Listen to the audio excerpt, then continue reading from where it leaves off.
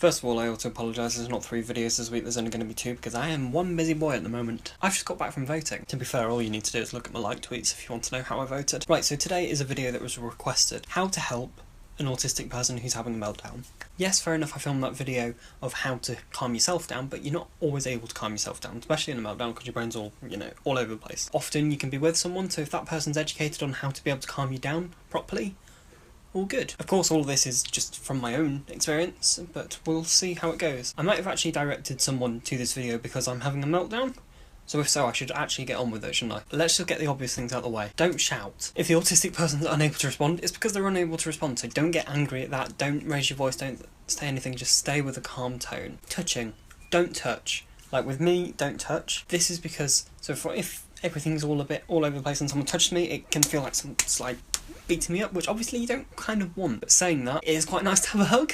I know I'm not really a huggy person, but depends if it's who it's from. A hug's quite nice. See, this is where it differs person to person, because some people, if you just give them a good squeeze, like that can actually help them calm down, because people can often be a bit physical with meltdowns, so a good squeeze just to kind of put everything into place can be really helpful. This is the problem, it's different from person to person, but generally I don't like being touched during that because it just sets me off more. If you're with someone who's having a meltdown, you want to get them out of that state of mind, because that's all a meltdown is. It's just the brain has overloaded. I have my own tricks like counting Jessie J songs. I might not remember to do that. Don't overload with things. The more stuff that you can do to reboot the brain, like for me listing Jessie J songs in order, that really helps me because it's like a subroutine of a computer. One thing as well, it can be quite hard to remember to do in a meltdown, is breathing. You can kind of forget that, which is quite dangerous. Help the person breathe. So if they're not breathing, just remember, just say breathe in, out, and do it with them. For some reason, it seems to help me more when it's just through the nose.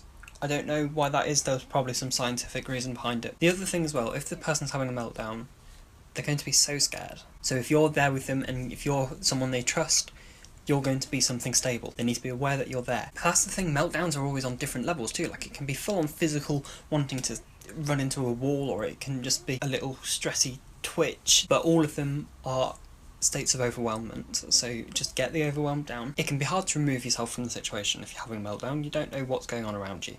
So if you're with the person having a meltdown, get them to a safe space. Get them to a space where there's not lots of people looking. Just get them out the way, wherever it is. Could be outside, could be inside, in the, just where there's not many people, where ideally if it can be just you and them, that will help. I wish I could deliver this as here are 5 steps on how to stop a meltdown. It doesn't work like that at all. Patience is the key. Patience is the key. It's not their fault that they're flipping out. Just be there for them, basically, and don't panic yourself, because it's nothing to panic about. It is something that happens, but it's not something to be scared of. If you try to stay as calm as possible, it's going to help them. Just remember that meltdowns, yes, as scary as they can look, they aren't, alien.